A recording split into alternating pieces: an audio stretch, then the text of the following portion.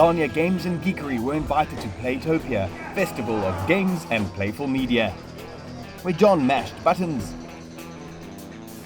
and shared wisdom.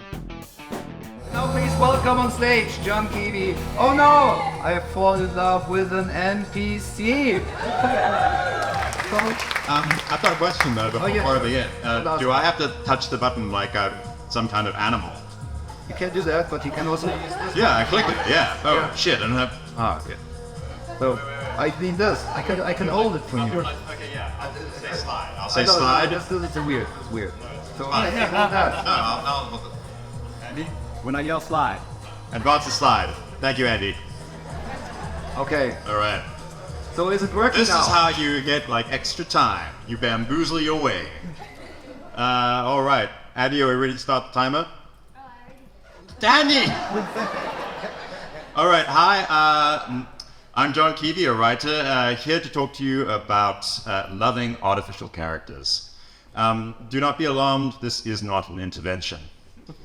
These are just my opinions and about love and fiction. And fair warning, I have been in the past, and I will continue to be in the future wrong about many things. So anyway, let's begin. Love, infatuation, affection, empathy, these are powerful emotions. Have you ever felt them for someone who wasn't real? Just pop your hand up. Perverts. All right, of course you have.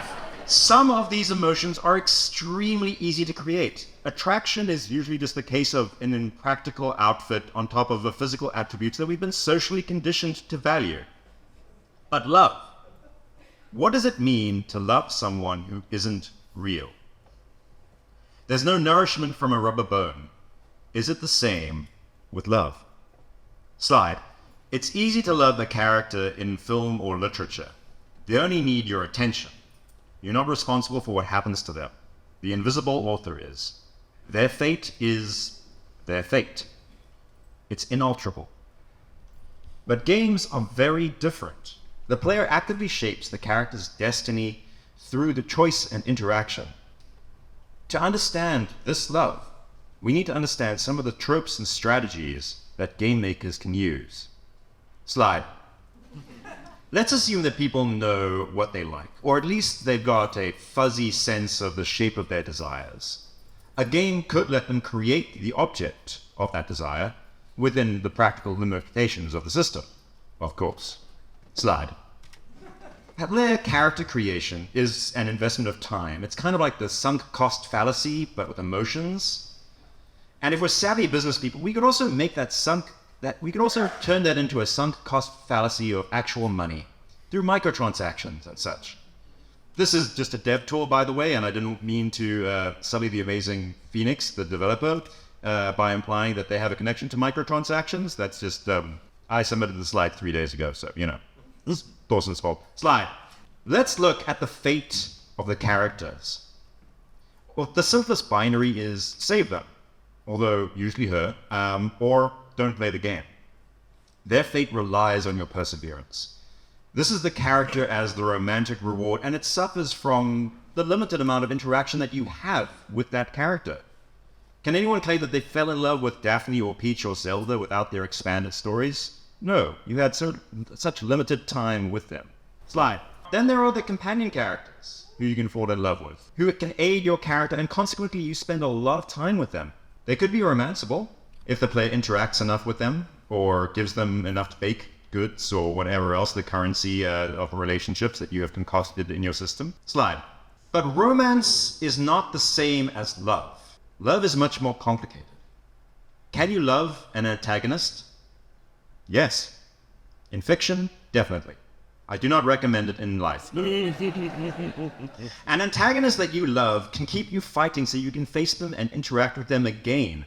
Above the challenge, I can see the appeal of an antagonist you love. Hades is full of them. Again, limited interaction. But is that a bad thing? Slide. How little is required for love? Can you love a portrait and only a non-verbal vocalization to convey emotion or personality? Definitely enough to make the death of the little squad of Vikings tragic and motivate me to redo a couple of levels to just try and make sure that this character does not die. I'll leave it to your imagination which one was the one that I fell in love with. Slide. And I don't think you'll be shocked, but good writing is a way to make a player fall in love. But good writing is also in the delivery, rationed over the course of an adventure. You can't let players gorge themselves, even if they think they're in control. That what the heck? I timed this. Your time is wrong. Even if they think they're in control, they're operating within the game. Slide. Letting the player have what they want is more like making a chatbot than a game. Slide. So how do you know that love is love? Well, love is an action. What will the player do for love? Innovative game makers try to devise mechanics to simulate love. Games are a fiction uniquely able to make loving a character cost. The invisible author disappears, handing the control of their creations over to the player. Slide. But I think that there is only one thing that demonstrates love in games and in life. This is Dogmeat. Because of my own bad save management and inability to play Fallout 3 correctly, he died. And there was no way to avoid his death without reloading way back and retreading an extensive amount of content. So instead, to save Dogmeat, I stopped playing the game. Slide. In Citizen Sleeper, Lem and Mina want to get aboard a colony ship that leaves the space station that the game is set in. But to do that ends the game, as the player character has to go with them. And there was still so much I wanted to do on that space station, so many storylines I wanted to complete, so much to explore. But I had to give Lem and Mina an ending. Love makes us do things that cost us, even artificial love for artificial people. Slide. Thank you. I'm John Keevy, and you can find me.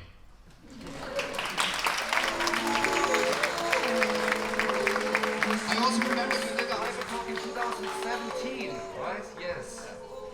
So,